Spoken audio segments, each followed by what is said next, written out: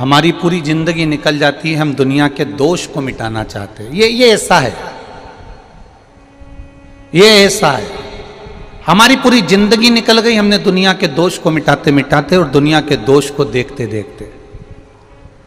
जिस दिन हमारी स्वयं की जिंदगी अपने दोष को मिटाने के लिए, अपना दोष देखने के लिए निकलने पड़ी, ये जिंदगी अपना दोष मिटाने में लग जाए तो समझ लेना कि फिर जन्म नहीं होने वाला, अब ये अंतिम जन्म है और पत्र भगवान शिव की कृपा निश्चित है।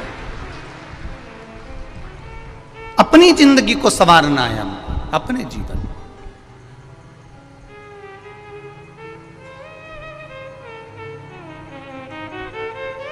उसने ये करा, उसने वो करा, इसने ये किया, उसने वो किया, ये पूरी जिंदगी निकल गई हमारी। पर हम अपने भीतर के काम को, अहंकार को, आसक्ति को, वासना को, तृष्णा को, लोभ को, विषय को निकाल नहीं सके।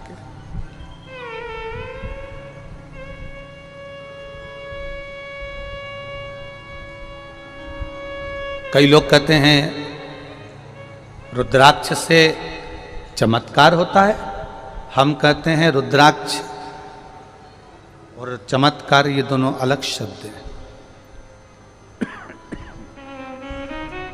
दोनों अलग हैं।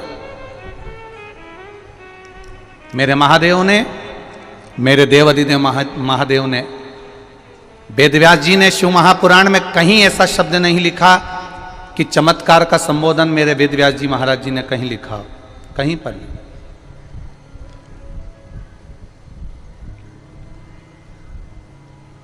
मेरे वेदव्यास जी ने पूरी शिव महापुराण में चमत्कार शब्द को कहीं नहीं लिखा।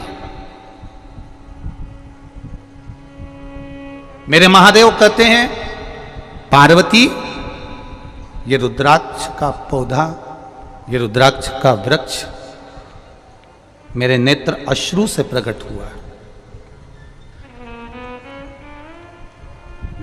ये रुद्राक्ष का पौधा, ये रुद्राक्ष का वृक्ष मेरे नैन अश्रु से प्रकट हुआ है। पार्वती, ये रुद्राक्ष एक मुखी से लेकर 14 मुखी तक रुद्राक्ष शिव महापुराण की विद्येश्वर संहिता में लिखा है, और एक मुखी से लेकर 21 मुखी तक रुद्राक्ष स्कंद पुराण में लिखा है।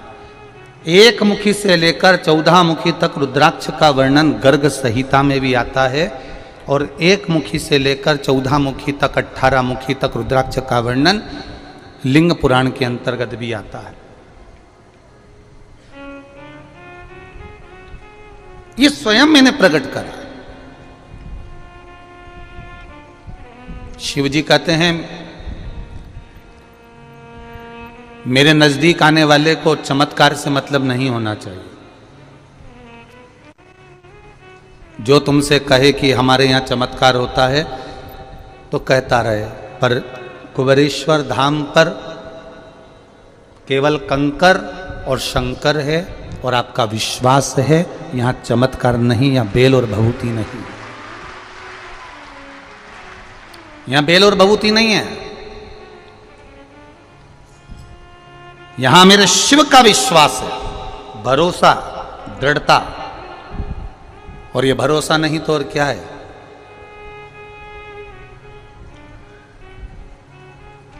लोग कह रहे थे रुद्राक्ष के लिए लोग आए हैं,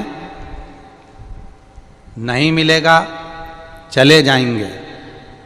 अब जरा विचार करिए, 1 2 3 4 5 और पीछे का पूरे पंडाल और अंदर के पूरे पंडाल ये रुद्राक्ष के लिए नहीं, कंकर शंकर के लिए आए।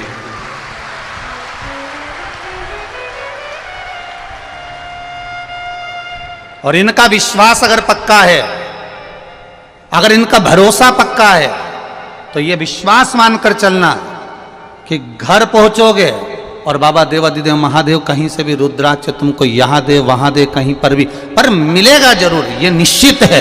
विश्वास के बल पर मिलेगा, भरोसा पक्का है ना आपका, विश्वास दृढ़ है, विश्वास में मूलता है। विश्वास अगर पक्का है तो गधे में से मेरा गोवर्धन नाथ मेरा श्री जी बाबा प्रकट हो सकता है। विश्वास में मूलता है तो मंदिर का गेट बदल सकता है। विश्वास में मूलता है तो अवध छोड़कर, अयोध्या छोड़कर मेरे राम ओरछा के नगर में आकर विराजमान हो सकते हैं। विश्वास पक्का है तो मीराबाई को दिया गया जहर भी अमृत हो सकता है। विश्वास पक्का है तो कर्माबाई की खिचड़ी भी अमृत हो सकती है। यह विश्वास की मूलता में है, यह विश्वास की मूलता है, यह विश्वास की दृढ़ता है, यह विश्वास का आनंदता है। एक पत्र आया है, देखिए।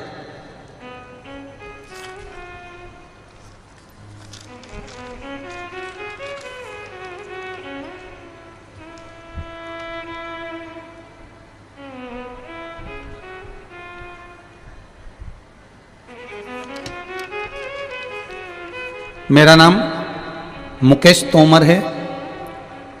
श्री रामवीर सिंह, ग्राम जिठोलीगढ़ रोड, मेरठ से हूँ। कहीं बैठे हों तो हाथ हिला सकते हैं। आप ही हैं? दोनों हाथ हिला दो, ऐसा पीछे से, हाँ हिला दीजिए। ग्राम जिठोलीगढ़ रोड, मेरठ, उत्तर प्रदेश से आया हूँ। मेरा मोबाइल नंबर ये है। गुरुजी, भोले की कितनी कृपा मुझ पर हुई है बस मैं ही जानता हूँ। हमारी कई पीढ़ी से किसी की भी सरकारी नौकरी नहीं थी। कई पीढ़ी निकल गई पर सरकारी नौकरी किसी की नहीं थी। सारी जिंदगी हमारे परिवार के लोगों ने मेहनत करी, मजदूरी करी, अपना पेट भरा, परिवार चलाया। अब 3 साल से नौकरी के लिए 3 साल से नौकरी के लिए इंटरव्यू दे रहा था। मेरा बड़ा बेटा लेकिन कामयाब नहीं हो पा रहा था, बहुत टेंशन में था। उसने कहा था, मम्मी कई पीढ़ी से अपनी यहाँ सरकारी नौकरी नहीं है, पर मैं भी सफल नहीं हो रहा। 1 साल, 2 साल, 3 साल लगातार निकलते गए पर नौकरी नहीं लगी। गुरुदेव, मोबाइल चलाते चलाते आपकी कथा देख ली।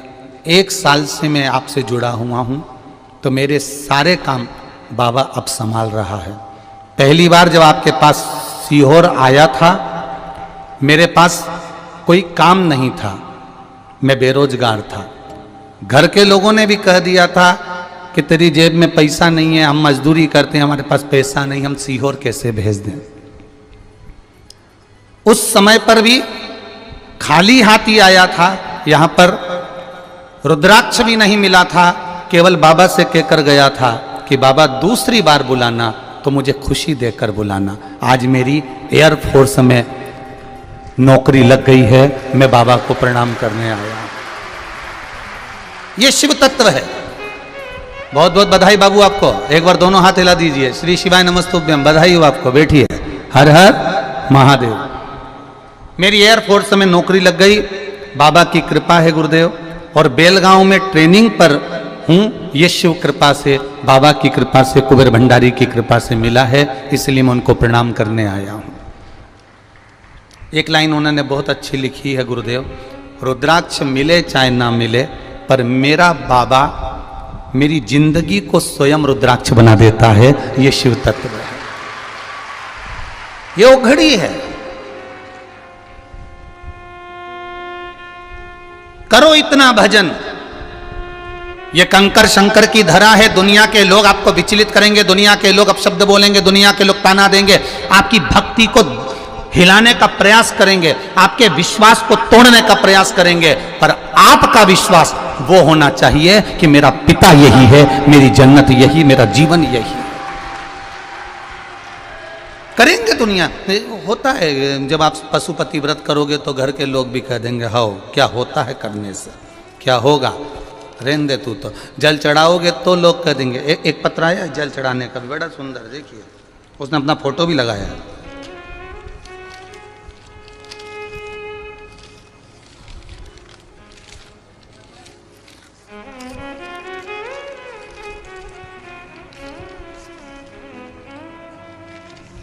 शंभु शरणे पड़ी माधो घड़ी रे घड़ी दुख काटो दया करे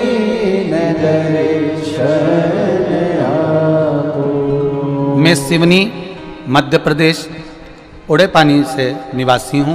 मेरा नाम गणेश गरकाम है। मेरा मोबाइल नंबर ये है, मैं अपना फोटो भी लगा रहा हूँ।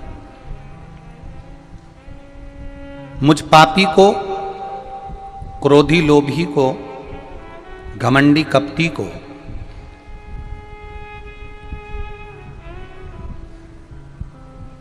शंकर भगवान ने और आपकी कथा ने शिव मंदिर जाना सिखा दिया। मैं आपको प्रणाम करने आया हूं।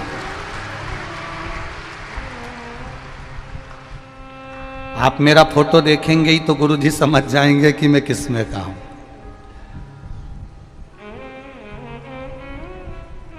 गणेश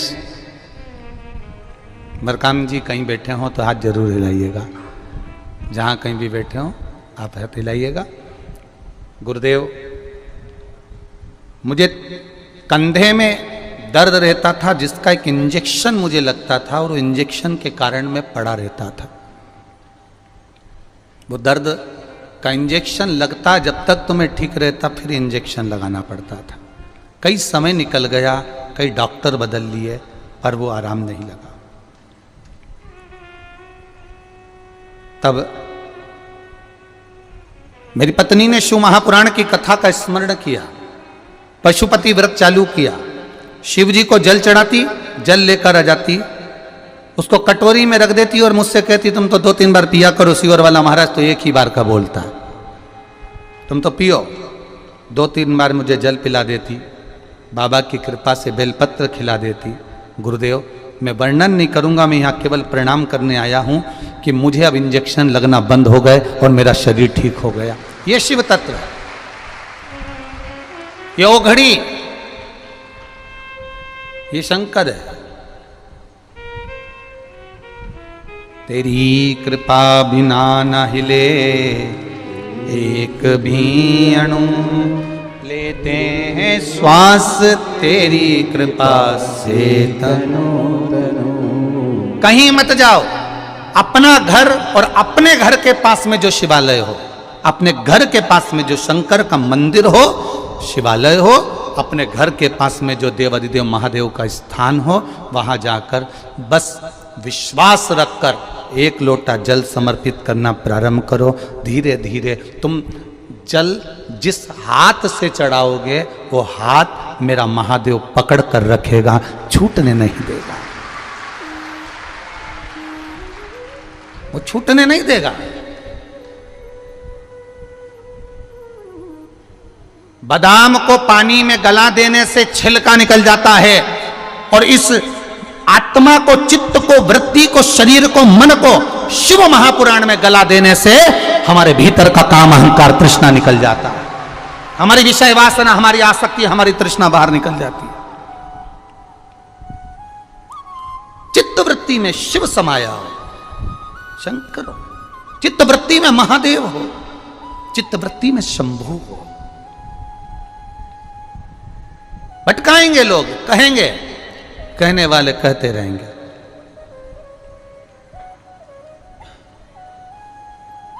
महाराज, तुम्हारा भजन का बल कम नहीं होना चाहिए। लोगों को बहुत विचलित किया जाता है जब जब वो सत्संग, संकीर्तन, भजन में जाने का प्रयास करते हैं। मंदसौर में कथा होने वाली थी, तब भी कहीं ना कहीं लोगों ने गलत बातों का स्मरण किया। फिर कहीं कथा होने वाली थी। हमने देखा है शिव महापुराण जब जब होती है उसके पहले कुछ ना कुछ ऐसा क्रम होता है जिसके कारणवश भक्त कथा से वंचित हो जाएं, भक्त कथा से दूर हो जाएं, भक्त कथा को छोड़ दें, ये प्रयास किया जाता है। पर मेरा महादेव आपका हाथ ऐसा पकड़ता है कि खींच कर बुला ही लेता है। यह शिव तत्व है, ये भगवान ओगड़दानी की कृपा, ये उसकी दया है। मैंने तेरे ही भरोसे बाबा, तेरे ही भरोसे हवा बिच उड़ती जावांगी, बाबा डोर हतो छड़ी नाम कटी जावांगी। भोले मैं तेरी पतन शंभू में तेरी पतन, हवा बिच उड़ती जावांगी, बाबा डोर हतो छड़ी नाम कटी जावांगी। महाराज हाथों में अगर डोर मेरे महादेव के है फिर नहीं टूटता।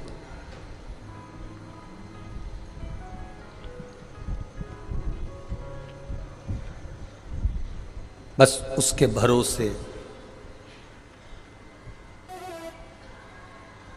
और जब हम उसके भरोसे पर होते हैं तो वो भी हम पर पूर्ण भरोसा करता है। हम उसके भरोसे जब होते हैं वो हम पर पूर्ण भरोसा करता है।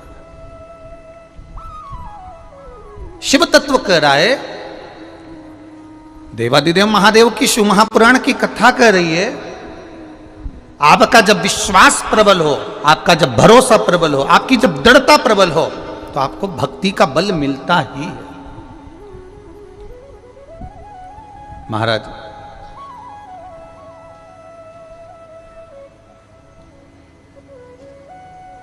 जो फूल की माला होती है ना, फूल की माला, उस माला के बीच में से 2-3 फूल निकाल दो ना, 2-3 भी जाने दो, एक फूल ही निकाल दो माला का, या तुम्हारे गले में जो माला पहने हो उसका एक कड़ी निकाल दी जाए तो वो माला, वो हार अच्छा नहीं लगता। माला में सब फूल होंगे तो वो शोभा देगा। उसी तरह जैसे माला में से एक फूल निकाल दिया जाए तो माला शोभा नहीं देती, और हमारे जीवन से अगर हमारा महाकाल निकल जाए तो ये जीवन भी शोभा नहीं देता।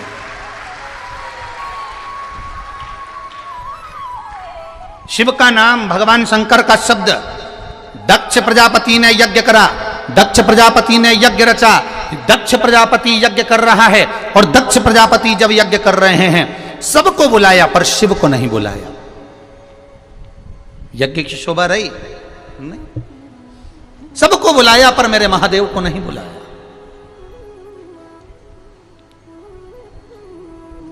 सबको निमंत्रण दिया गया पर मेरे महादेव को निमंत्रण नहीं दिया गया।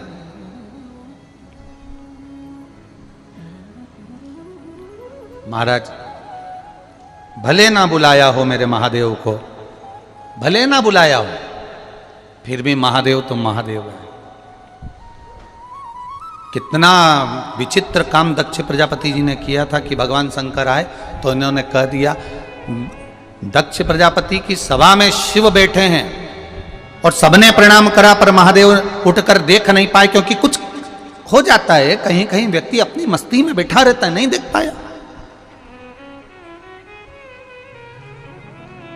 कहीं व्यक्ति अपनी मस्ती में बैठा है, नहीं देख रहा।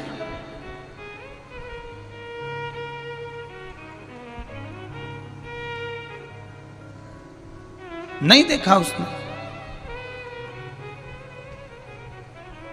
अब क्रोध आ गया दक्ष प्रजापति को, और दक्ष प्रजापति को जब क्रोध आया और दक्ष प्रजापति ने क्रोध में आकर कह दिया, देवादिदेव महादेव तुम मेरे दामाद हो, तुम मेरे जमाई हो, और तुम मेरे जमाई होकर तुमने अपने ससुर का अपमान करा। मैं आया और तुमने मुझे प्रणाम नहीं करा, मैं आया और उठकर खड़े नहीं हुए। मैं तुम्हें श्राप देता हूं कि तुम शमशान में निवास करोगे।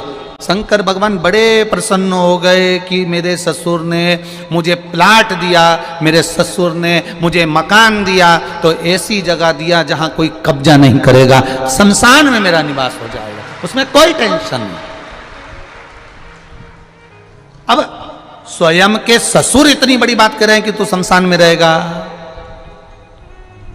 अब ये बात अगर कोई तुमसे कह दे, जाओ तुम तो मसान में जाओ, अब यही बात तो उनके ससुर ने की थी कि शमशान में जा। बुरा लगा क्या देवादिदेव महादेव को? जम के बोलो जरा, लगा नहीं। और तुमसे अगर कोई कुछ कह दे, जरा सा कुछ कह दे, बस जरा सा, तुम भोजन की प्लेट लेकर गए और उसने तुमको नुक्ती दे दी। आज क्या क्या बना था? नुक्ती, खिचड़ी, पूड़ी, मिक्सचर, मिर्ची का अचार, यही था ना। तो मान लो पड़े, अब किसी ने तुमने प्लेट आगे करी, उन्होंने तुमको पूड़ी दे दी, खिचड़ी दे दी, सब दे दिया। अब तुम कह रही हो कि नहीं मुझे तो 2 पूड़ी दे। टेबल पर खड़ा हुआ व्यक्ति कहेगा अच्छे से खाओ, फिर लेकर आओ, फिर लेकर जाओ, झूठा ना छूटे, वो डस्टबिन भरना ना पड़े, इसलिए जितनी बार लोगे उतनी बार मिल जाएगा। पर किसी ने कहा नहीं मैं तुमको 2 दे दिया हूं, अभी तुम इतना खा लो, आ जाना। उतनी देर में हमको क्रोध जाग गया, उतनी देर में हमको हमारा अहम जाग गया। हाउ खिलाने वाला खिला रहा है, बनाने वाला बना रहा है, और ये अच्छे से परोस भी नहीं सकते। अब तुम्हारे भीतर ये भाव जाग गया, परंतु अन्न भाग हमारे हाथ में है, भोजन भाग हमारे हाथ में, भोजन भाग, और ये भोजन भाग हमारे हाथ में है और हम भोजन ग्रहण कर रहे हैं। उस समय पर हमें क्रोध का त्याग कर कर चलना चाहिए। जिससे हम भोजन ले रहे हैं हमको ये मानना चाहिए कि ये स्वयं महादेव की अन्नपूर्णा हमको प्रदान कर रही है और ये अमृत के तुल्य दे रही है।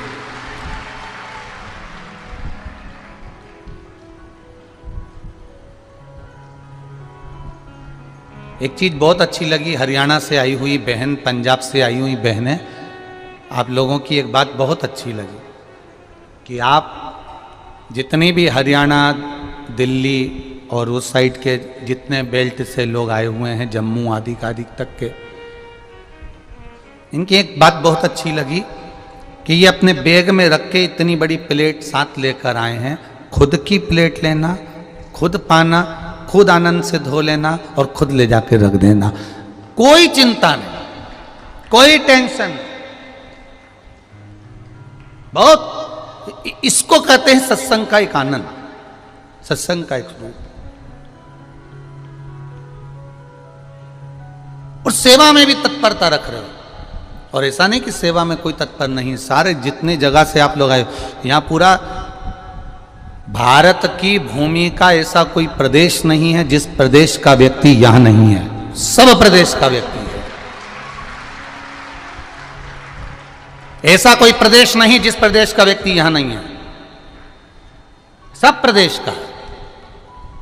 और एक व्यक्ति सेवा नहीं कर रहा ऐसा नहीं, सबने सेवा करी, सुचारू रूप से करी, सबने सेवा करी। महाराज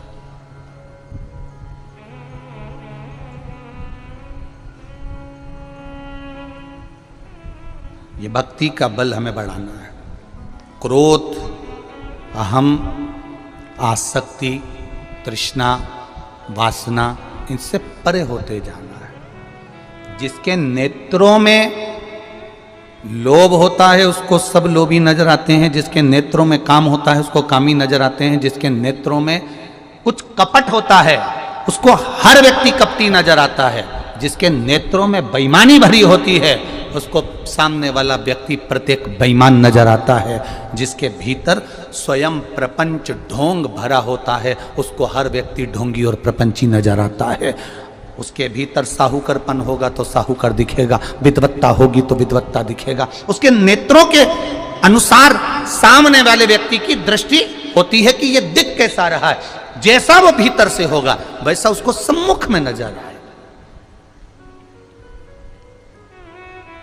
एक बड़ा सुंदर प्रसंग यहां पर आता है भगवान शिव की कथा में।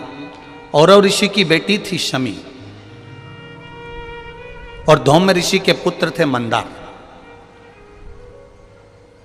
मंदार आंकड़ा पुष्प,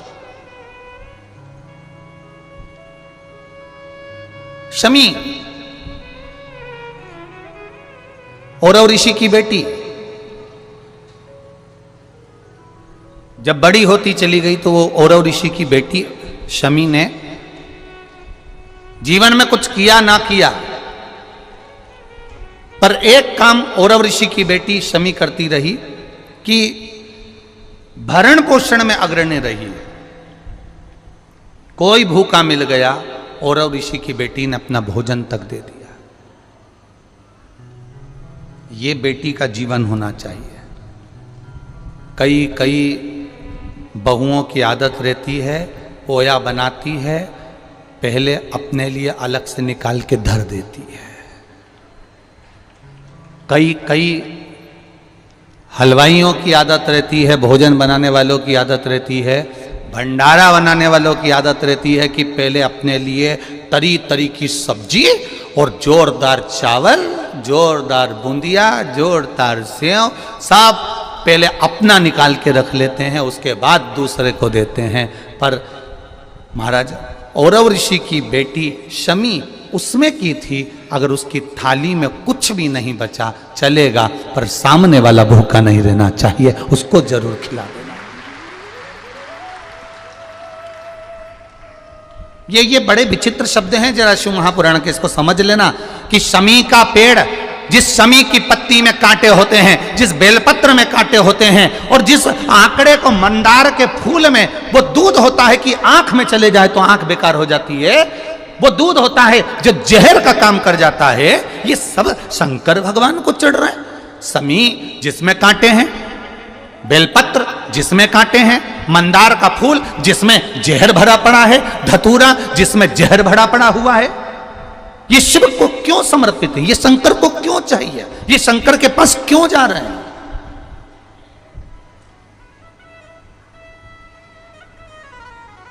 क्यों? उसका एक कारण है, सत्य बोलने वाला हमेशा बुरा होता है, हमेशा बुरा होता है। और वो सत्य बोलने वाला व्यक्ति, आप ही इतने सारे बैठे हो, आप इतने सारे बैठे हो, आपका बेटा रोज रोज अगर सुंदरकांड में जाएगा, रोज रोज रामायण में जाएगा, रोज रोज शिव महापुराण की कथा में जाएगा, रोज रोज भगवान की कथा में जाएगा, आपका बेटा रोज रोज भगवान के भजन में लगेगा, या आस्था चैनल को खोलकर शिव महापुराण की कथा सुनेगा, या फेसबुक यूट्यूब पर शिव महापुराण की कथा सुनेगा, तो तुम्हारे परिवार वाले सब एक बात कहेंगे, कहाँ चक्कर में पड़ा है, 3-3 4-4 दिन तक चले जाता है, मां क्या मिल रहा है सीहोर में जाने से, क्यों जा रहा है, क्यों कथा में पहुंच रहा है। अब भजन में जाने वाले को दुनिया के लोग ताना देकर रोकने का प्रयास करते हैं, पर आज तक हमें ऐसा व्यक्ति नहीं मिला कि तुम्हारा बेटा कहीं शॉपिंग मॉल में जा रहा हो, किटी पार्टी में जा रहा हो, दोस्तों के साथ एंजॉय करने जा रहा हो, और किसी माँ बाप ने कह दिया हो क्यों जा रहा है मॉल में, क्यों जा रहा है पार्टी में, क्यों जा रहा है वहां। अगर रोकते हैं तो धर्म की जगह पर रोका जाता है, रोकते हैं तो सत्कर्म की जगह पर रोका जाता है, रोकते हैं तो कहीं भगवत भजन में जाने से रोका जाता है, पर गलत जगह पर जाने से हमारे बच्चों को हम नहीं रोकते। और होता क्या है, उल्टा क्रम हो जाता है। जो बच्चा कभी सत्संग में जुड़ा नहीं, जिसने कभी जिंदगी में गीता पढ़ी नहीं, फिर वही बेटा एक दिन अदालत में खड़ा होकर गीता की सौगंध खाता है। जिसने कभी जीवन में गीता को पढ़ा नहीं, जिसने जीवन में कभी रामायण को पढ़ा नहीं, जिसने जीवन में कभी श्रीमद् भागवत को पढ़ा नहीं, जिसने जीवन में कभी शिव महापुराण को जाना नहीं, जो शंकर को केवल दुनिया के लोगों ने कह दिया शिवलिंग का मतलब क्या होता है, गलत महत्व समझा दिए कि शिवलिंग की पूजन मत करो, लोगों ने कह दिया शिवलिंग पर जल मत चढ़ाओ, कई लोगों ने कह दिया था शिवलिंग पर चढ़ा हुआ जल मत पियो, कोई ने कह दिया शंकर पर चढ़ा हुआ प्रसाद मत खाओ। अरे कौन सी पुराण कह रही है, किस पुराण में लिखा है कि शंकर भगवान को समर्पित पदार्थ को नहीं खाया जा सकता?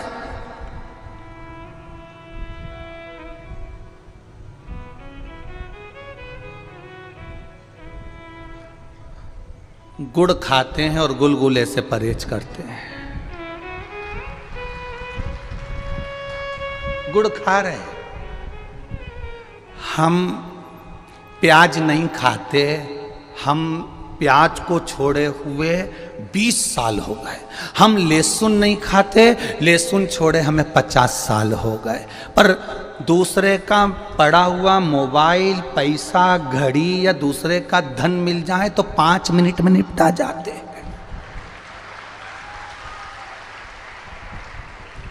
गुड़ खाएं और गुलगुले से परहेज कर रहे हो। प्याज नहीं खाते और 5,000 रुपए किसी को दे दिया और उसका थोड़ा सा ब्याज लेकर खा गए।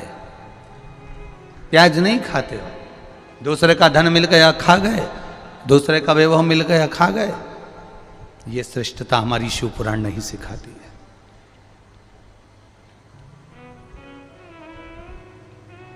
ये श्रेष्ठता हमारी शिव पुराण नहीं कहती। शिव पुराण कहती है कि अपने बच्चों को भगवत भजन तक भेजने का प्रयास करना।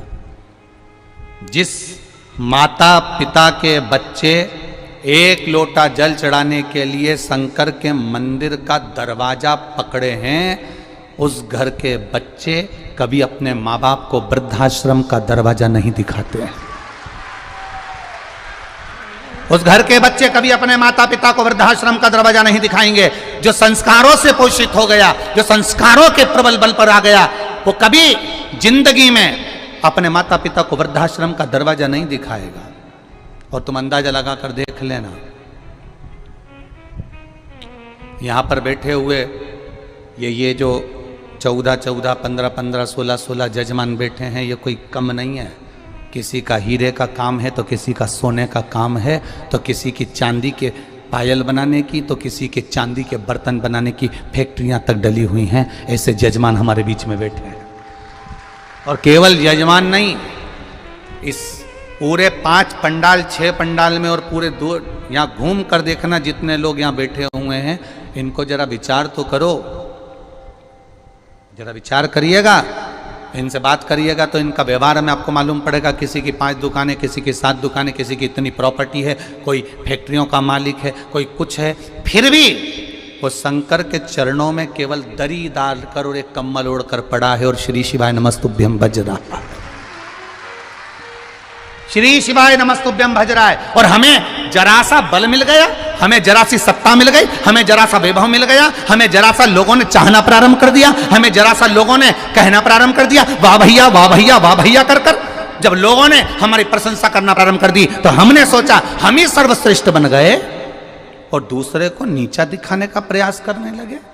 अरे इनसे सीखो, जिनके घर में 4 नौकर पांव की चप्पल तक उठाने के लिए हैं महाराज, जो अपनी प्लेट खुद मांझकर भोजन कर रहे हैं, इनसे सीखना चाहिए, सीखना चाहिए। ये जितने जजमान आए रोज प्रतिदिन समीर जी से, आशीष जी से, आकाश जी से रोज कहते हैं कुछ भी करो आकाश भैया, कुछ भी करो आशीष भैया, एक कथा गुरु जी की हमको दिलाओ, एक कथा हमको दिलाओ। समीर भैया, आकाश भैया रोज कहते हैं देखो फैलारा कितना बड़ा है, कथा तो करवा लोगे, फैलारा बहुत है। तो उन्होंने कहा जब यहां पर भी महादेव संभाल रहा है तो वहां पर भी महादेव संभालेगा, अंतर केवल इतना।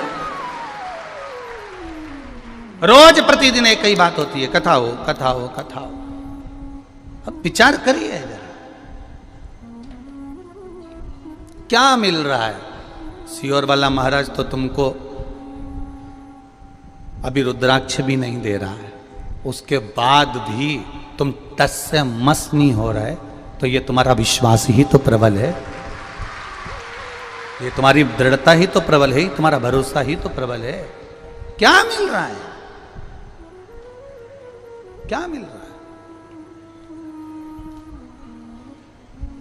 कई लोग दिखा रहे हैं कि यहाँ लोग भूखे रह रहे हैं, पानी तक नहीं मिल रहा है। अगर ये भूखे रहते और पानी नहीं मिलता तो सबसे पहले पोटला बांधकर चले जाते, फिर काहे को रहते भाई, काहे को रहते हैं यहाँ? विचार करिए, जरा सोचिए, गहन चिंतन करना। जितने लोग कथा सुन रहे हैं आस्था चैनल के माध्यम से, फेसबुक यूट्यूब के माध्यम से, एक एक व्यक्ति अपने घर में बैठकर गहन चिंतन करना, विचार करना, स्मरण करना। क्यों पड़ा है ये सियोर वाले महाराज के भरोसे पर या उनके कहने पर नहीं पड़ा है, ये कुबेर भंडारी के कहने पर और महाकाल राजा के कहने पर, शंकर कंकर की भूमि पर पड़ा है।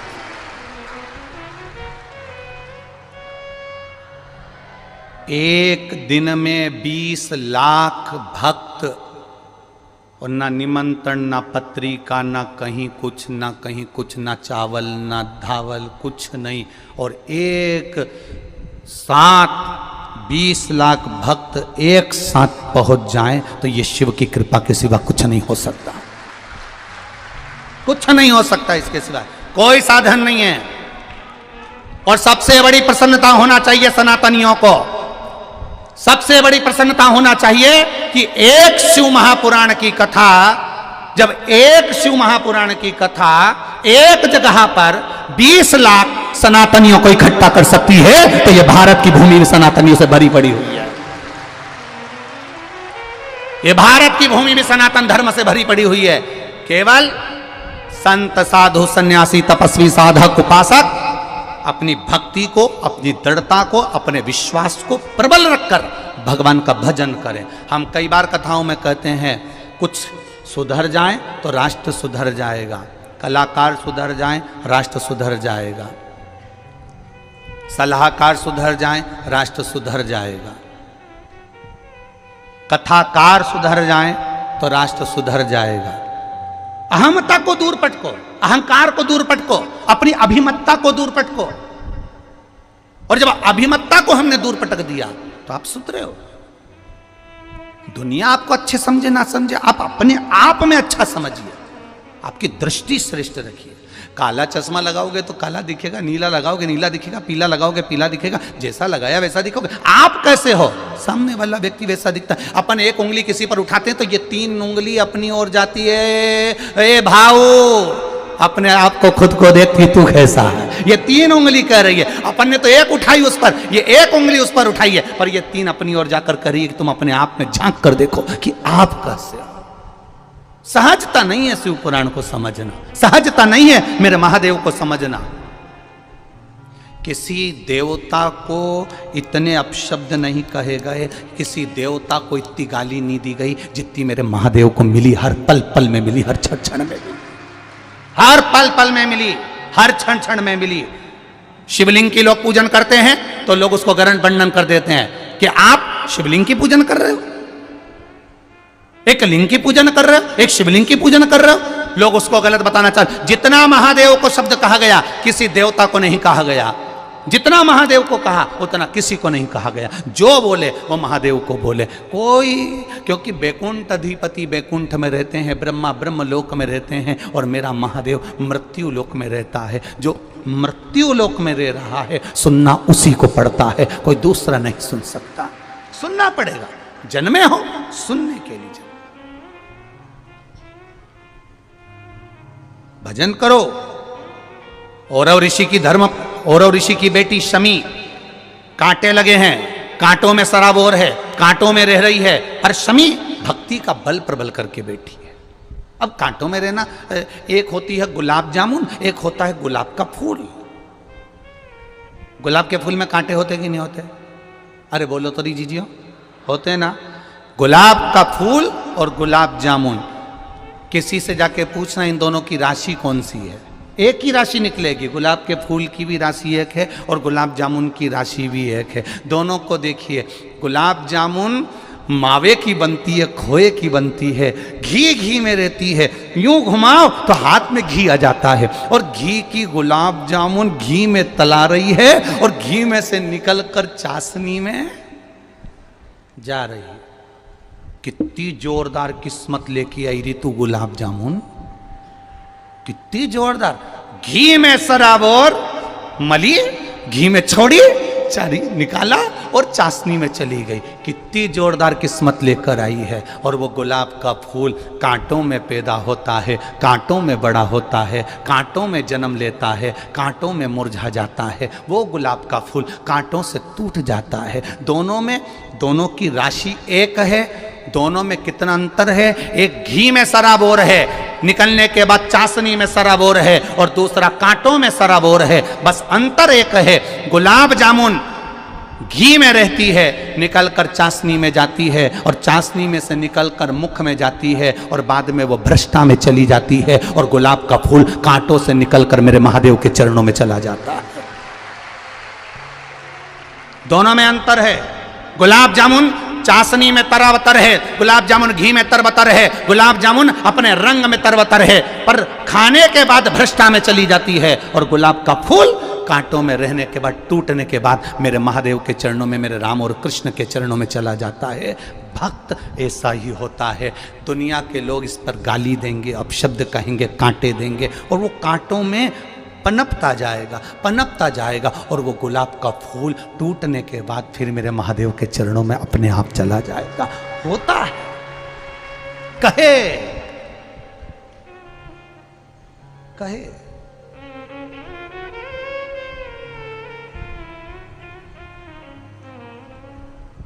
कितना विचित्र जीवन हम जी रहे हैं, कितना विचित्र। आज हम अपने शरीर से कोई काम करना नहीं चाहते हैं। वो तो आप लोग शिव महापुराण की कथा में यहाँ आए हो तो इतना चल भी रहे हो कि यहाँ से जाओगे तो वहाँ इतनी दूर जाके भोजन करोगे, न पानी पियोगे, फिर जाओगे न बॉटल लेकर, फिर पानी भर के लाओगे। ये तो तुम इतना चल रहे हो, नहीं तो तुम्हारे घर में तो बस remote, handset, dinner set, half set और आदमी अपसेट, इसके सिवाय कुछ नहीं है। क्या रखा है? आप इसमें अपनी पूरी जवानी तो तुमने नौकरी में निकाल दी। जब गवर्नमेंट ने पूरा निचोड़ लिया, ऐसे हो गए कि मुंह का गाल भी अंदर धस गया। किसी किसी का सोफा सेट ही निकल गया। तब जाकर फिर 60-65 साल में रिटायर हुए, फिर नौकरी करते करते, चाहे प्राइवेट हो चाहे सरकारी हो, करते करते अपनी पूरी जिंदगी लगा दी। बुढ़ापा आया, बच्चों को बड़ा करा, एक दिन बहू भी आ गई, बच्चे भी बड़े हो गए। अब तुम उनको समझाने बैठे तो वो तुमको बात बात में कह दे, तुम चुप बैठो, हम है ना, बात कर रहे हैं ना, चुप बैठो, तुम्हें नहीं आती अकल, तुम समझदार नहीं हो। अब तुम इतनी बड़ी पोस्ट पर रहे, इतनी सत्ता में रहे, इतने वैभव में रहे, और तुम्हारी औलाद तुमको चुप करना सिखा देती है। क्यों? क्योंकि तुम्हारा अहम तुमको अब चूर हो रहा है, और जब अहम चूर होता है तब दुख होता है। इसलिए अभी से अगर तुम शंकर की भक्ति में डूबते चलोगे, ये मानते चलोगे कि सुख और दुख तो मेरे महादेव के दिए हुए हैं, तो जीवन का एक आनंद जिंदगी भर जी सकोगे, जिंदगी भर, जीवन भर जी सकोगे। आज कथा के पंडाल में बैठे हो, घर पे रहते तो एसी के रूम में रहते, डनलप के गद्दे पर सोते, तुम्हारा पर्सनल रूम होता, यहाँ पंडाल में पड़े हुए हो, दरी पर पड़े हुए हो। यहां से तुम शुरुआत करो तुम्हारे जीवन की कि अब मेरा अहंकार चले गया, रोड पर पड़ा हूं, जमीन पर पड़ा हूं, दरी पर सो रहा हूं, 2 कदम चलकर भोजन करने जा रहा हूं, 2 कदम चलकर वापिस आ रहा हूं, सामान पड़ा है, कोई चिंता नहीं है, व्यर्थ चिंता।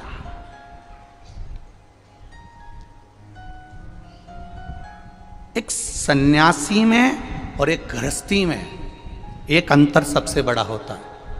एक संत ट्रेन में सफर कर रहे थे, खूब सोने की रकम मकम पहने थे संत, खूब जोरदार। अगले स्टेशन पर वो एक सेठ जी चढ़ गए, बहुत सारा सामान, बहुत सारा, 2 बैग इधर ट्रेन के नीचे डाल दिए, 2 बैग इधर ट्रेन के नीचे डाल दिए, सीटों के नीचे, और सेठ जी अपनी बढ़िया जोरदार आराम से बैठ गए। अब उन्होंने मन में सोचा, सेठ जी ने, बताओ महाराज को तो देखो कितना सोना मोना पहन के बैठे, महाराजों को एसी के डब्बे में जाने की क्या जरूरत। तो सेठ जी ने तुरंत कह दिया, प्रणाम महाराज। महाराज जी बोले, प्रणाम भैया जी। कहाँ से आ रहे हो? बस हरिद्वार से आ रहे भैया जी। कहाँ जा रहे हो? प्रयागराज जा रहे भैया जी। अच्छा, आप कहाँ जा रहे हो? बस हम भी प्रयागराज ही जा रहे हैं। अच्छा, ठीक है, बैठो। सेठ जी बैठ गए। अब सेठ जी को तो बस वो महाराज, इतना एसी का डब्बा, फर्स्ट क्लास, इतना ठाट, चिंता, टेंशन। अब सेठ जी ने कहा, महाराज जी ये सब कुछ तो व्यर्थ है आपके लिए, क्योंकि आप तो संत हो। अगर आप इतना जोड़कर चलोगे तो फिर संत में और सेठ में क्या अंतर होगा? क्या अंतर होगा? ये तो व्यर्थ है, व्यर्थ। ये तो व्यर्थता है ना। अब कहा, स्मरण किया, देखा ये तो व्यर्थता है। सेठ जी ने कहा नहीं, व्यर्थता नहीं है, तुम में और हम में बहुत अंतर है। आप कह रहे हो आप में और हम में कोई अंतर नहीं है, बहुत अंतर है, बहुत अंतर, बहुत अंतर। क्या अंतर है? संत ने कहा, संत कुछ भी सामग्री 1 मिनट में छोड़ सकता है, कुछ भी सामग्री 1 मिनट में छोड़ सकता है। मन के सुकून के बच्चे थोड़ा सा जाकर देखिए, पीछे थोड़ा जाकर। अब संत 1 मिनट में छोड़ सकता है, संत 1 मिनट में छोड़ सकता है, और महाराज धन वैभव की सत्ता में हम नहीं छोड़ पाते। ऐसा हो नहीं सकता। उन्होंने कहा हम करके बता सकते हैं। अगला स्टेशन आया, संत भी उतरे, सेठ जी भी उतरे, दोनों नीचे उतर गए। और जब दोनों नीचे उतरे, उतरते से जैसे ही दोनों उतरे, बात करने लगे, ट्रेन चलने लगी, ट्रेन चलने लगी, तो सेठ जी का हाथ संत ने पकड़ लिया, छोड़ नहीं रहा। सेठ जी का हाथ संत ने पकड़ा, छोड़ नहीं रहा। बहुत प्रयास करा गया पर नहीं छूटता, बहुत प्रयास करा, नहीं छूटा। और जब नहीं छूटा, ट्रेन निकलने लगी, ट्रेन जाने लगी। सेठ जी कहने लगे मेरा सामान भरा पड़ा हुआ है। इतने में संत ने कहा सामान तो हमारा भी रखा हुआ है, बस तुम में और हम में यही अंतर है, हम एक क्षण में छोड़ना जानते हैं और तुम जिंदगी भर जोड़ना जानते हो। संत, साधु, सन्यासी, तपस्वी, साधक, उपासक ये मानकर चलता है कि सर्वस्वता कुछ नहीं, सब नष्ट। महाराज खाली न जाता कोई दर से तुम्हारे, खाली न जाता कोई दर से तुम्हारे, मैं भी खड़ा हूँ नन्ही बाहें पसारे, मैं भी खड़ी हूँ नन्ही बाहें पसारे, अपने हृदय से लगा लो, लगा लो, गिरा जा रहा हूँ, उठा लो, प्रभु अपने दर से अब तो न टालो, गिरा जा रहा हूँ, उठा लो, उठा। एक बार आप इस लाइन को प्रेम से गुनगुनाइए। खाली दर से खाली न जाता कोई दर से, मैं भी खड़ी हूँ नन्ही बाहें पसारे, अपने हृदय से लगा लो, लगा लो, गिरा जा रहा हूँ, उठा लो, उठा। प्रभु अपने दर से अब तो न टालो, गिरा जा रहा हूँ, उठा लो। भगवान शिव की कथा कह रही है, ओगरदानी का चरित्र कह रहा है, शिव महापुराण कह रही है। आपका विश्वास जब जागृत होगा, आपका भरोसा जब प्रबल होगा, आपकी दृढ़ता जब प्रबल होगी और आपके भरोसे के साथ में आपका विश्वास जब दृढ़ होगा, तब आपको कहीं जाने की जरूरत नहीं पड़ेगी। महादेव स्वयं आपको ढूंढता हुआ आपके पास आ जाए। ये आपका विश्वास प्रबल होना चाहिए, दृढ़ होना चाहिए, भरोसा प्रबल होना चाहिए, दृढ़ होना चाहिए। विश्वास पक्का करें, भरोसा दृढ़ करें और उस भरोसे पर जीना प्रारंभ करें। उस भरोसे शंभु शरणे पड़ी मांगू घड़ी रे घड़ी दुख काटो, दया करी दर्शन आपो। शिव तत्व कह रहा है महाराज,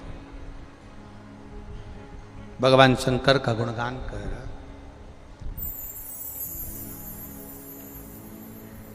शिव तत्व कह रहा है। शमी कांटों में रमी हुई है, लदी हुई है, पर भाव शुद्ध है उसका, भाव गड़बड़ नहीं हुआ उसका। मंदार धौम्य ऋषि का पुत्र, ये आंकड़ा मंदार धौम्य ऋषि का पुत्र। कई लोग पूछते हैं गुरुजी आपने एक बात कही कि तुमरुका जी का नाम लेकर सफेद आंकड़े की जो जड़ होती है, शिव जी का उसका स्मरण कर कर 21 बार कमर में बांधा जाता है उसको। नारी का जो रजो धर्म होता है उसके कौन से दिन? 7वें दिवस। क्या इतना बीमारी और भिखारी इनको बुलाना नहीं पड़ता, ना बीमारी को बुलाना पड़ता है ना भिखारी को बुलाना पड़ता है, ये अपने आप आता है। बीमारी भी अपने आप आती है और भिखारी भी अपने आप आता है। आप थोड़ी देर के लिए गाड़ी चौराहे पे खड़ी कर लो, भिखारी आ जाए। आप थोड़ी देर कहीं जाकर खड़े हो जाओ, भिखारी आपके सामने आ जाएंगे। आपने उसको हाथ देकर नहीं बुलाया, भिखारी को इशारा कर कर नहीं बुलाया, भिखारी को झाला देकर नहीं बुलाया, भिखारी को पत्र देकर नहीं बुलाया। भिखारी और बीमारी ये दोनों बिना बुलाए आते हैं। बीमारी को भी बुलाया नहीं जाता कि मेरा सिर दुखना, मेरा पेट दुखना, मेरे हाथ पैर दुखना, ये बीमारी को बुलाया नहीं जाता।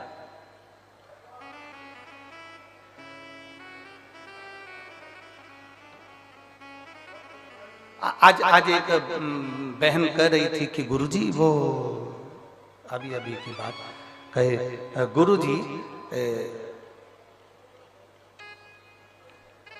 सिर की गोली अलग होती है, पेड़ दुखने की गोली अलग होती है, पेट दुखने की गोली अलग होती है, थायराइड की गोली अलग होती है, बीपी शुगर की गोली अलग होती है, और आप तो कहते हो सारी समस्या का हल एक लोटा जल। सबकी गोली अलग है और आपने एक ही गोली कर दी। तो हमने उससे कहा देखो पहले पूर्व समय का अंदाजा लगा कर बैठिए। पुराने समय में घुटने के डॉक्टर अलग नहीं होते थे, फेफड़े के डॉक्टर अलग नहीं होते थे, आंख के डॉक्टर अलग नहीं होते थे, सिर के डॉक्टर अलग नहीं होते थे।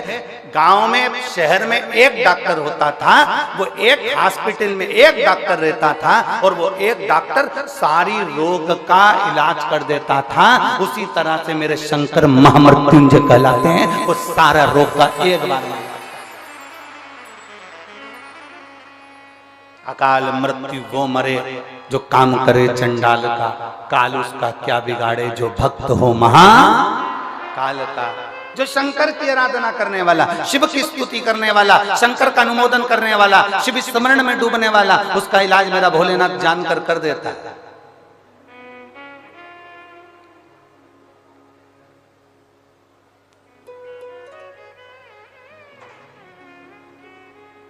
सिर की गोली खाते हो, सिर बंद होता है कि नहीं होता?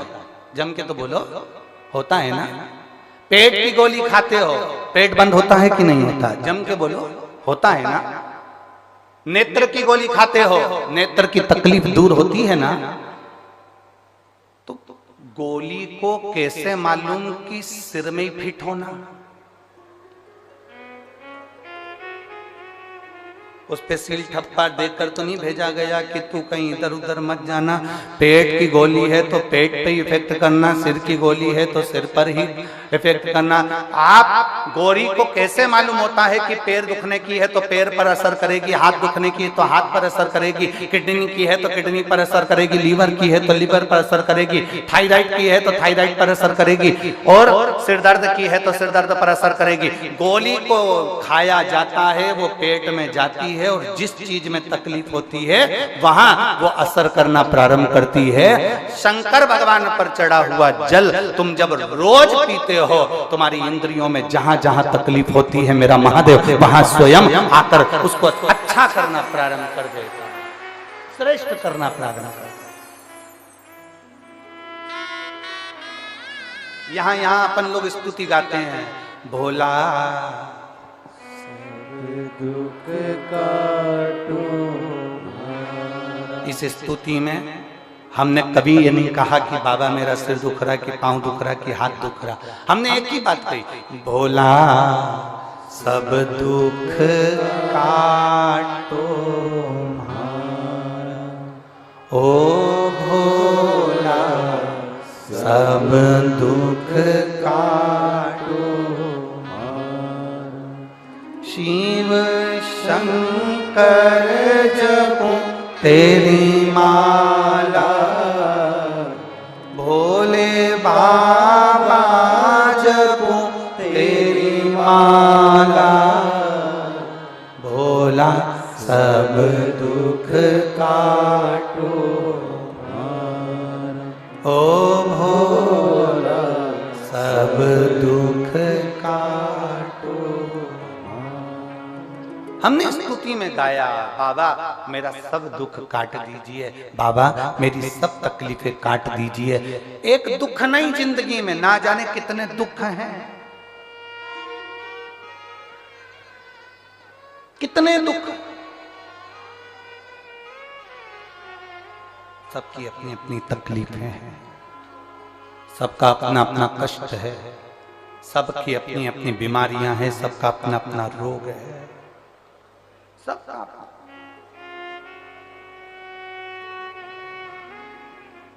चंद्रदेव को रोग हुआ काया का, काया टपक टपक कर गिरने लगी, चंद्र की आंखों में आंसू भर गया। मेरा काया का रोग कौन मिटाएगा? कौन?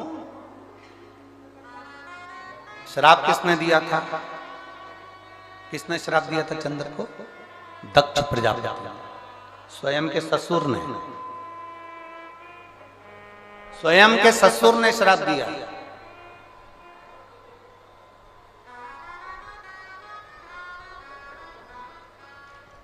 काया का रोग होता। अब इसको मिटाएगा तो मिटाएगा कौन?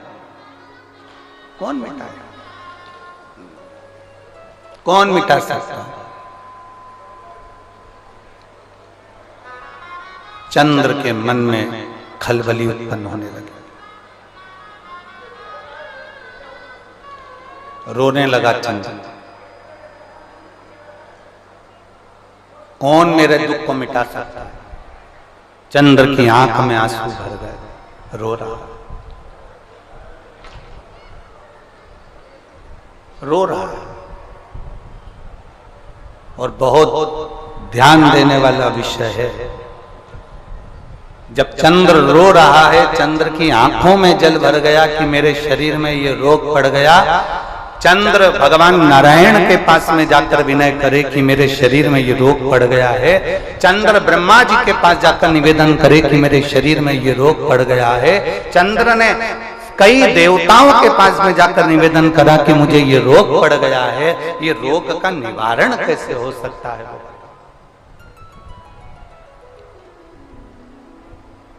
इस रोग का निवारण कैसे? इस रोग से मुक्ति कैसे?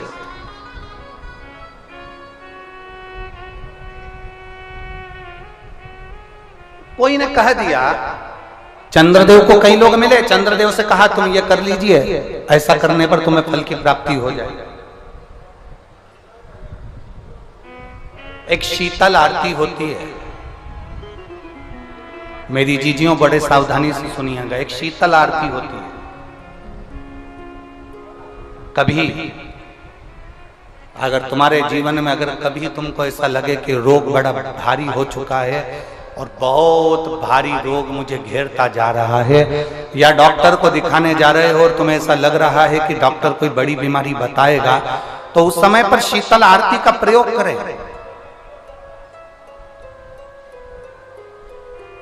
एक पुष्प हाथ की हथेली में रख लीजिए, एक पुष्प हाथ की हथेली में रख लीजिए, और यहां तक शास्त्र कहता है अगर हो सके तो आंकड़े का अगर पुष्प मिल जाए, तुम्हारे यहाँ क्या बोलते हैं उसको, मंदार का फूल, आंकड़े का फूल, अकौए का फूल, जो शंकर भगवान पे चढ़ता है, छोटा सा होता है, घुंघरू जैसा होता है वो, उसको तुम्हारे यहाँ क्या बोलते हैं हरियाणा में? आंख का ही पुष्प बोलते हैं। आंख का पुष्प मिल जाए तो ज्यादा अच्छा है। अब उसमें चाहे सफेद हो, चाहे नीला हो, चाहे गुलाबी हो, जैसा भी हो, हाथ में रखने के बाद हाथ में एक लोटा जल, भगवान शंकर के शिवालय में जब आप प्रवेश करें और प्रवेश करते समय भगवान के सम्मुख में जब भगवान शंकर के साक्षी में जब पहुंचे, आपके सामने पूजन में कोई भी सामग्री नहीं है, आपके पास में न दिया है, ना बाती है, ना गर्भवती है, ना चंदन है, ना कपूर है, ना कोई सामग्री है, केवल एक आंख का पुष्प और एक लोटा जल आपके पास में है। शिवालय में पहुंचकर शीतल आरती का प्रयोग करो। 11 बार भगवान शंकर के 11 रुद्रों का स्मरण कर कर जब 11 बार शंकर के शिवलिंग के ऊपर से नीचे तक वो कलश को जब घुमाया जाता है और घुमाने के बाद वो आंख का जो पुष्प है वो अशोक सुंदरी वाली जगह पर समर्पित कर कर भगवान शंकर को जो जल चढ़ाया जाता है, जो जल समर्पित किया जाता है, डॉक्टर भले तुमसे कह रहा हो कि तुम्हें बड़ी बीमारी के चांस हैं, आप जाकर एक बार चेक कराना, तुम्हें वो बड़ी बीमारी निकलेगी ही नहीं, उस रोग से तुम मुक्त हो। इसको शीतल आरती का प्रयोग किया गया। ये शीतल आरती, इसको शीतल आरती कहा। शिव की प्राप्ति का, एक रोग से मुक्त होने का। अब आपसे कोई कहे कि ये शीतल आरती का प्रयोग सबसे पहले किसने करा, तो आपको ध्यान लगाना है इस प्रयोग को। सोमनाथ जी की कथा का स्मरण करिएगा, सोमेश्वर की कथा का स्मरण करिएगा। आप स्कंद पुराण में, शिव महापुराण में सोमनाथ जी की कथा का स्मरण करिएगा।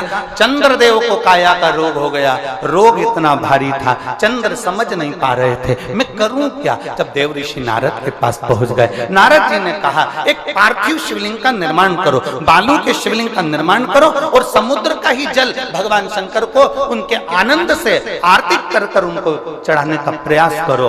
और शिव ने ऐसी कृपा कर दी कि चंद्र के पास आकर भगवान शंकर ने कह दिया, चंद्र मैं तुझे वर देता हूं, तेरा काया का रोग समाप्त होगा, ये मेरा वर है क्योंकि तूने मेरे शीतल आरती का प्रयोग किया।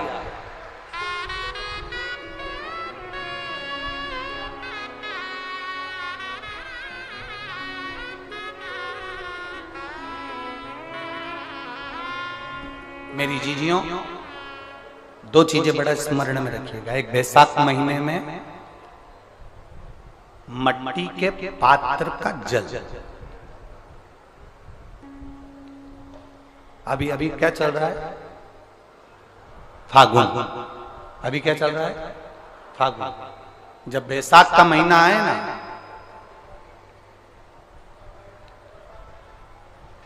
जितने यहां बैठे और जितने आस्था चैनल पर सुन रहे और जितने फेसबुक यूट्यूब पर कथा श्रवण कर रहे हैं, जितने मोबाइलों पर देख रहे हैं, प्रयास करना, बैसाख के महीने में मिट्टी के पात्र में जो रात्रि भर जल रखा हो, मिट्टी के पात्र में, अगर आपके पास में घड़ा हो, हंडा हो, नी हो, तो दिया हो, दीपक हो, कुल्लड़ हो, कोई भी तुम्हारे पास में जो मिट्टी का पात्र, उसमें जल भरना। वो जल बैसाख के महीने की किसी भी सोमवार के दिन, किसी भी सोमवार के दिन, बैसाख महीने या किसी प्रदोष के दिन या बैसाख महीने के शिवरात्रि के दिन, वो मिट्टी के पात्र का जल अपने घर के प्रत्येक व्यक्ति का स्पर्श कराकर उस मिट्टी के पात्र के जल को तांबे के पात्र में डाल लीजिए और घर के प्रत्येक व्यक्ति का स्पर्श करा लीजिए और शंकर भगवान पर कुंदकेश्वर महादेव के नाम से समर्पित करिए। कुंदकेश्वर महादेव, कभी जीवन में पीछे पलट कर देखने की जरूरत नहीं पड़ेगी, आप उन्नति की सीढ़ी की ओर बढ़ते चले जाओगे। बैसाख महीने में मट्टी के पात्र का जल भगवान शंकर को समर्पित होना चाहिए, उसका सुख हमारे जीवन को एक आनंद फल प्रदान करता है।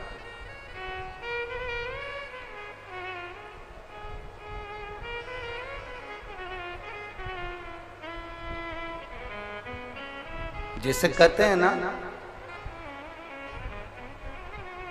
कोई अच्छा मिले ना मिले, धन मिलने से कोई भाग्यशाली नहीं होता, सत्ता मिलने से कोई भाग्यशाली नहीं होता, वैभव मिलने से कोई भाग्यशाली नहीं होता। महाराज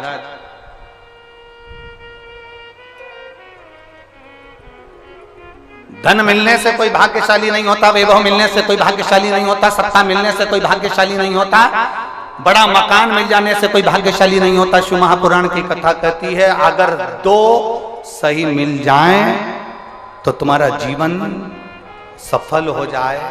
एक गुरु सही मिल जाए और दूसरी घरवाली सही मिल जाए तो तुम्हारी जिंदगी स्वर्ग। दो सही मिलना चाहिए। धन मिलने से कोई भाग्यशाली नहीं होता, वैभव मिलने से कोई भाग्यशाली नहीं होता, सत्ता मिलने से कोई भाग्यशाली नहीं होता, बड़ी मकान बड़ी गाड़ी मिलने से कोई भाग्यशाली नहीं होता। दुनिया का सबसे भाग्यशाली व्यक्ति वो होता है जिसको दो ठीक मिल गए, दो अच्छे मिल गए। एक गुरु अच्छा मिल जाए, दूसरी जम की बोलो घरवाली अच्छी मिले। गुरु अच्छा मिलेगा तो तुम्हें स्वर्ग की सीढ़ी चढ़ा देगा और घरवाली अच्छी मिलेगी तो घर को स्वर्ग बना देगी।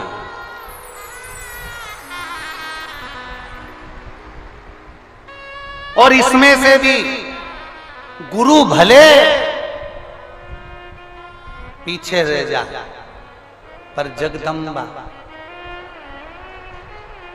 घरवाली भगवान से प्रार्थना करना ऐसी मिले जो मेरे अनुकूल हो, प्रतिकूल नहीं, अनुकूल। एक पति की पत्नी अनुकूल नहीं थी, प्रतिकूल थी। पति उससे कहता था आलू की सब्जी बना ले, वो बैंगन की बनाती थी। पति उससे कहता आज तू पीली साड़ी पहनना, वो नीली पहनती थी। पति उससे कहता कि देख चाय बनाना, तो वो कॉफी बनाती थी। इतनी प्रतिकूल, अनुकूल थी नहीं, बिल्कुल उल्टा चलती थी, बिल्कुल उल्टा। एक दिन पति को बड़ा दुख हुआ और पति ने अपने गुरुजी से कहा गुरुदेव 16 श्राद्ध का समय आ रहा है, श्राद्ध पक्ष आ रहा है, गुरुदेव मेरे पिताजी का श्राद्ध आ रहा है। मैं अपनी पत्नी को बोलता हूं पर वो श्राद्ध नहीं करने देती है क्योंकि उल्टा चलती है, मैं क्या करूं? गुरुजी ने कहा एक काम कर, अभी तक वो उल्टा चलती थी, अब की बार तू उल्टा चल। उसने कहा गुरुजी उल्टा कैसे चलूं? तो वो तुरंत गुरुजी ने कहा कि ये काम कर, तू ऐसा कर कि आज घर जाकर बोलना अपनी पत्नी से, सुनो पिताजी का श्राद्ध है पर अपन श्राद्ध नहीं करेंगे। अभी तक बोलती थी करेंगे, अब बोलना नहीं करेंगे। उसने कहा ठीक है ऐसा बोल दूंगा। और उसने जाकर तुरंत कहा सुनो पिताजी का श्राद्ध है, अपन नहीं करेंगे। पत्नी तुरंत चिल्ला के बोली क्यों नहीं करेंगे? तुम्हारा बाप तुम्हारा पिता और तुम ही उनका श्राद्ध भी कर रहे, जरूर करेंगे। अब पति ने मन में सोचा गुरुजी तो गुरुजी है, कितना बड़ा ज्ञान दे दिया भाई, कितना बड़ा। और गुरुजी ने कहा था जो जो तुझे करवाना है उसके लिए उल्टा चलना। इतने में इसने कहा सुनो श्राद्ध करेंगे तुम कह रही हो तो, पर पंडित को भोजन नहीं कराएंगे। इतने में पत्नी जूड़ा बांधती बांधती बोली क्यों नहीं कराएंगे? इतनी सारी प्रॉपर्टी का छाती पे बांध के ले जाओगे, 100 बामन को जिमाएंगे जा। पति ने सोचा आज तक एक नहीं जिमाया और आज 100 बामन जिमा रही है। पति ने कहा ब्राह्मण को जिमा देंगे तेरे कहने पर दक्षिणा नहीं देंगे। कैसे नहीं दोगे? सबको सोने की अंगूठी देंगे। पति बड़ा पैसा। अब पंडित जी आ गए, श्राद्ध करने लगे, पिंडदान बनाया, पिंड करवाया। पंडित जी ने कहा ये पिंड ले जाकर अच्छी गंगा जी की नदी में पानी में इसका विसर्जन करो। पत्नी ने पति से पूछा कहाँ जा रहे हो? पति चिल्ला कर बोला पिताजी के पिंड को नदी में विसर्जन करने जा रहा हूं। इतने में पत्नी चिल्ला कर बोली तुम्हारे बाप ने कौन सा